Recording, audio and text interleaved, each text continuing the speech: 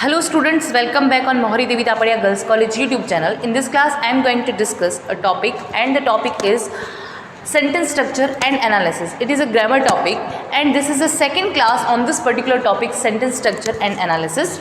So student हमने पहले वाली जो क्लास थी सेंटेंस स्ट्रक्चर एंड एनालिसिस पे, उसमें हमने देखा कि सेंटेंस क्या है और सेंटेंस को डिवाइड कैसे करते हैं सब्जेक्ट और प्रेडिकेट में। ये हमने देख लिया, ये आपको क्लियर हो गया। सेंटेंस का डेफिनेशन उसमें मैंने बता दिया था। आज हम देखते हैं kind of sentence according to structure.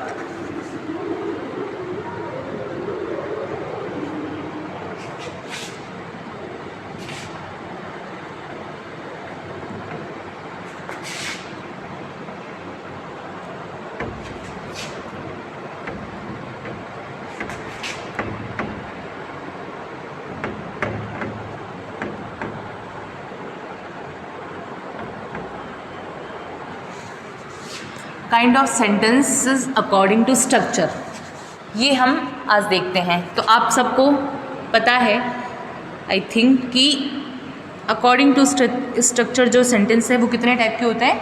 4 type के होते हैं।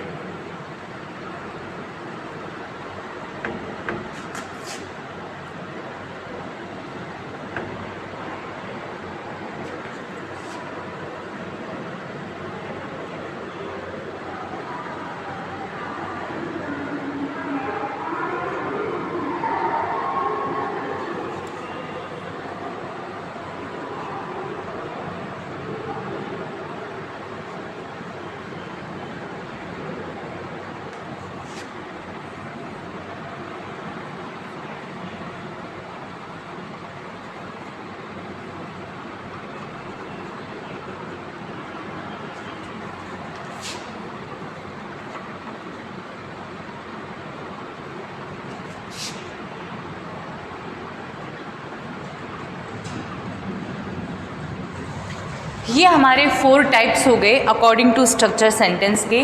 कौन कौन से? Simple sentence, compound sentence, complex compound और मिक्स्ड सेंटेंस, है ना। ये 4 टाइप्स हो गए, simple sentence, compound sentence, complex sentence और कंपाउंड कॉम्प्लेक्स और मिक्स्ड सेंटेंस। तो आपको ये पता चल गया कि अकॉर्डिंग टू स्ट्रक्चर सेंटेंस के कितने टाइप हैं। सिंपल है, कंपाउंड है, कॉम्प्लेक्स है और कंपाउंड कॉम्प्लेक्स और मिक्स सेंटेंस है। ठीक है। अब आपको ये क्वेश्चन है कि सिंपल सेंटेंस क्या होते हैं, कंपाउंड सेंटेंस क्या होते हैं और कॉम्प्लेक्स सेंटेंस क्या होते हैं, कंपाउंड कॉम्प्लेक्स और मिक्स सेंटेंस क्या होते हैं, इनको हम कैसे पहचानेंगे, इनका एनालिसिस कैसे करेंगे। तो इसके लिए हम अभी देखते हैं 1 बाय 1 कि कौन सा सेंटेंस कैसे हम एनालिसिस करेंगे। तो अभी हमने देखा था according to sentence structure how many types of sentences. आपने 4 टाइप्स देखे थे, simple sentence, compound sentence, complex sentence, compound complex और मिक्स्ड सेंटेंस। ये आपने 4 टाइप्स देखे थे। अब क्वेश्चन इज दैट कि ये 4 टाइप्स जो हैं वो हमें कैसे पता चले सेंटेंस देख के कि इनमें से कौन सा कंपाउंड सेंटेंस है, कौन सा कॉम्प्लेक्स सेंटेंस है, कौन सा सिंपल सेंटेंस है। तो उसके लिए हमें सबसे पहले किसका पता होना ज़रूरी है? क्लोज का पता होना ज़रूरी है।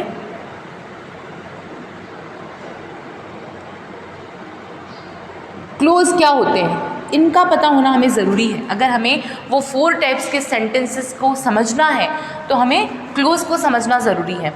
तो क्लोज क्या है? अगर क्लोज का हम बहुत ही बेसिक डेफिनेशन देखें तो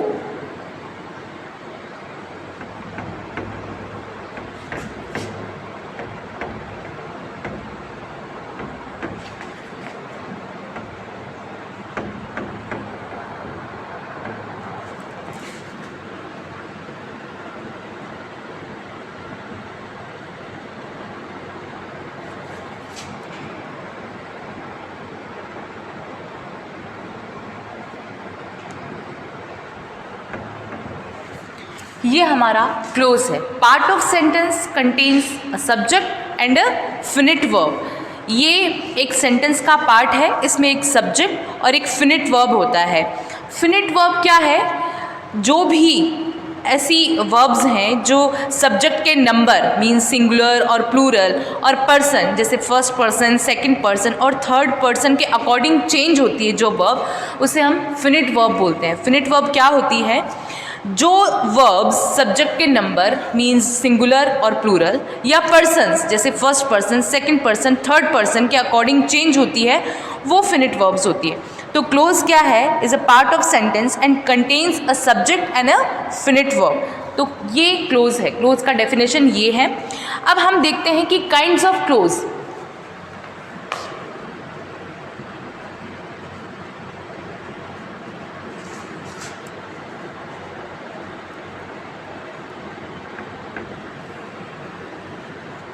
काइंड्स ऑफ क्लोज, कितने टाइप के क्लोज होते हैं तो हम देखते हैं।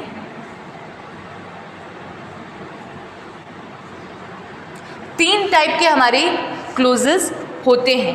एक होता है प्रिंसिपल, एक होता है सबऑर्डिनेट, एक होता है कोऑर्डिनेट।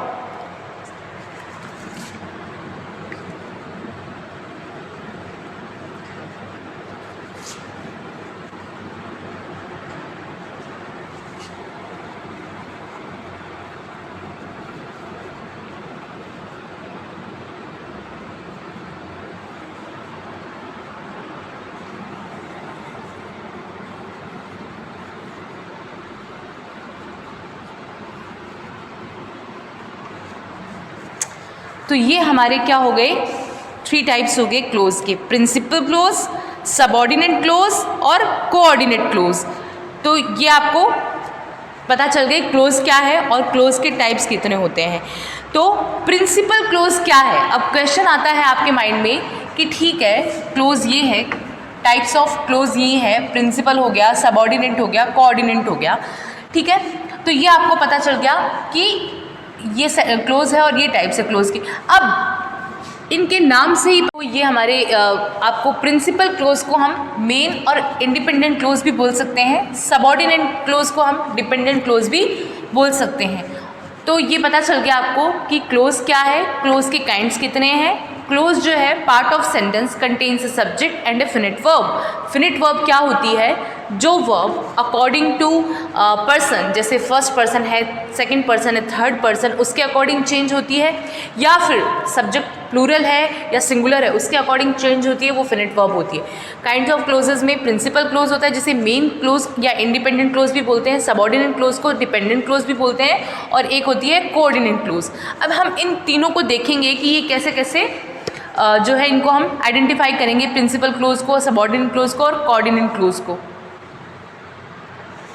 अब हमने देखा कि क्लोज क्या है और क्लोज के काइंड्स कितने हैं। प्रिंसिपल क्लोज है, सबऑर्डिनेट क्लोज है, कोऑर्डिनेट क्लोज है। अब प्रिंसिपल क्लोज क्या है? प्रिंसिपल क्लोज को मेन या इंडिपेंडेंट क्लोज भी बोलते हैं। तो देखो हमने देखा था सबसे पहले डेफिनेशन क्लोज का कि क्लोज क्या है? पार्ट ऑफ सेंटेंस है विच कंटेन्स अ सब्जेक्ट और अ फिनिट वर्ब। ये इसका डेफिनेशन था किसका? क्लोज का। तो क्लोज अगर सेंटेंस का पार्ट है तो एक तरह से सेंटेंस है जो क्लोज है, पर हम उसे ये नहीं बोलेंगे कि क्लोज स्वयं एक वाक्य जो है। क्लोज कभी भी खुद एक सेंटेंस नहीं होता है, ये एक सेंटेंस का पार्ट होता है। अब एग्जाम्पल हम देखते हैं अगर प्रिंसिपल क्लोज का, तो देखो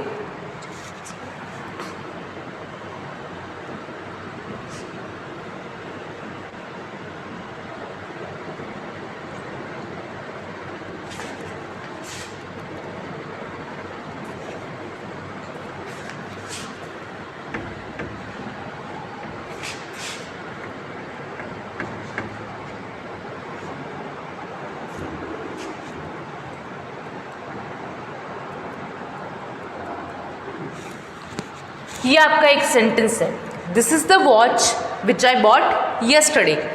अब आपको आइडिया लग रहा है कि ये जो सेंटेंस है ये टू पार्ट्स में डिवाइडेड है, ठीक है।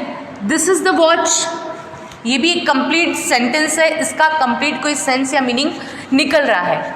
विच आई बॉट येस्टरडे, ठीक है, ये एक टू टाइप्स हो गए एक सेंटेंस की।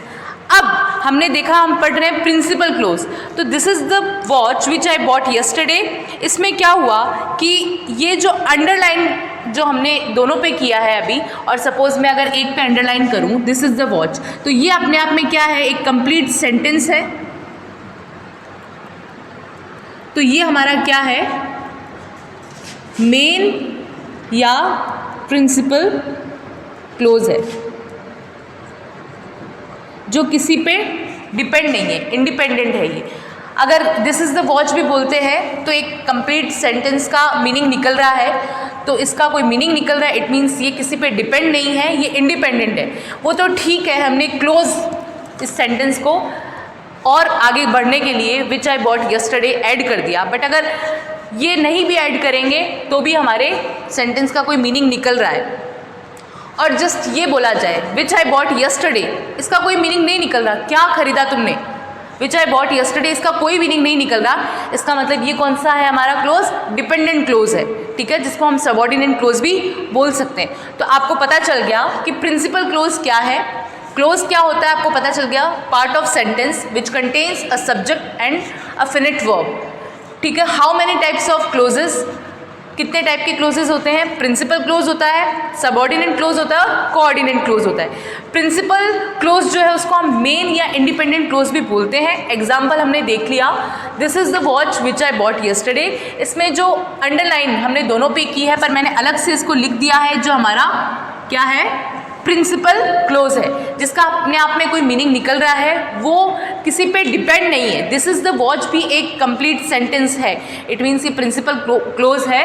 विच आई बॉट यस्टरडे ये एक कंप्लीट सेंटेंस नहीं है, इसका कोई मीनिंग नहीं है, मीन्स ये डिपेंड क्लोज है। और किस पे डिपेंड है ये इस सेंटेंस पे डिपेंड है, which this is the watch पे डिपेंड है, कौन सा, विच आई बॉट यस्टरडे।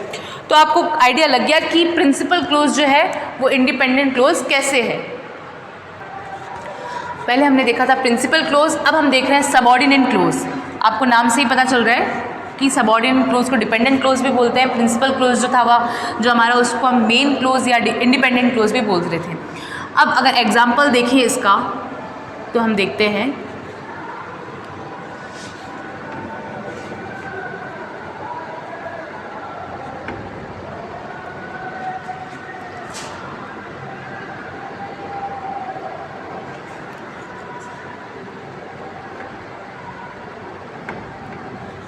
ये हमारा सेंटेंस हो गया, I will help her as far as I can do.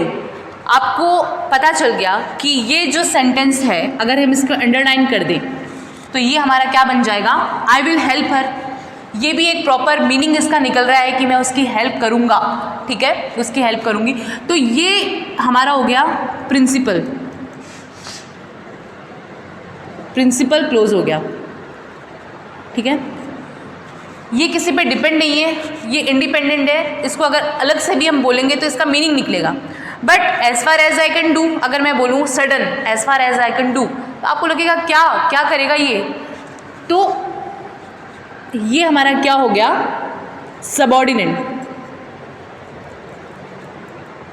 Subordinate close हो गया, जो किस पे डिपेंड है, पूरी तरह से प्रिंसिपल क्लोज पे डिपेंड रहता है, ठीक है। तो ये होता है हमारा सबऑर्डिनेट क्लोज, जो पूरी तरह से किस पे डिपेंड रहता है, प्रिंसिपल क्लोज पे या अदर क्लोजेस पे। आई विल हेल्प हर, इसका मीनिंग निकल रहा है, इट मीन्स ये प्रिंसिपल क्लोज है। As far as I can do, इसका कोई मीनिंग नहीं निकल रहा है, इट मीन्स ये डिपेंडेंट क्लोज है और इसे सबऑर्डिनेट क्लोज भी बोलते हैं। और ये किस पे डिपेंड रहेगा, हमेशा प्रिंसिपल क्लोज पे डिपेंड रहेगा। तो ये हमारा सबऑर्डिनेट क्लोज हो गया। अब हम देखते हैं हमारा कोऑर्डिनेट क्लोज। ये हमारा थर्ड टाइप है क्लोजेस का, कोऑर्डिनेट क्लोज। कोऑर्डिनेट नाम से ही पता चल रहा है आपको कि ये कैसा क्लोज होगा। देखो ये जो क्लोज है ये किसी पे डिपेंड और इंडिपेंडेंट नहीं है। इसमें क्या होता है, जैसे ये वर्ड्स हैं and, both, as well as, but only, but not only, but also, either neither, ये जो भी वर्ड्स हैं कंजक्शन वाले, ये जो है वो एज ए कोऑर्डिनेट क्लोज काम करते हैं। अब प्रिंसिपल अगर जो क्लोज होगा, जैसे he as well as she is very wise, तो ये जो है ये क्या बन गया, हमारा कोऑर्डिनेटिंग क्लोज बन गया। He as well as she is very wise, I don't know when she came and what she said. तो एंड जो है हमारा क्या बन गया, कोऑर्डिनेटिंग क्लोज बन गया। तो देखो स्टूडेंट्स, आपको ये जब सारे वीडियोस देखोगे तभी क्लियर हो पाएगा। हमने पहला जो वीडियो देखा था उसमें क्या था, सेंटेंस क्या होता है, ठीक है, सेंटेंस का डेफिनेशन देखा था। सेंटेंस को डिवाइड कैसे करते हैं हम सब्जेक्ट और प्रेडिकेट में, वो देखा था, सब्जेक्ट क्या है, प्रेडिकेट क्या है वो देखा था। उसके बाद हमने देखा था कि स्ट्रक्चर के अकॉर्डिंग जो हमारे सेंटेंस है वो क्या होते हैं, कितने टाइप के होते हैं, और उन टाइप्स को हमें पता करने के लिए हमें सबसे पहले पता होना किसका चाहिए, क्लोजेस का पता होना चाहिए। तो हमने क्लोजेस भी देख ली, क्लोजेस क्या है, क्लोजेस के काइंड्स कितने हैं। तो ये आपको बहुत ही बेसिक जो है मैंने जो क्लियर कर दिया आपका बेसिक क्या है। अब हम इसका जो थर्ड वीडियो आएगा जो सेम टॉपिक है, पर्टिकुलर टॉपिक है उसमें हम आगे बात करेंगे कि ये जो भी क्लोजेज हैं या फिर जो सेंटेंस स्ट्रक्चर के अकॉर्डिंग सेंटेंस के टाइप हैं उनको हम कैसे आइडेंटिफाई करेंगे, वो हम नेक्स्ट वीडियो में देखेंगे। तब तक आप ये दोनों वीडियोस देखो और इनको स्क्रीनशॉट ले लो, समझो। Thank you.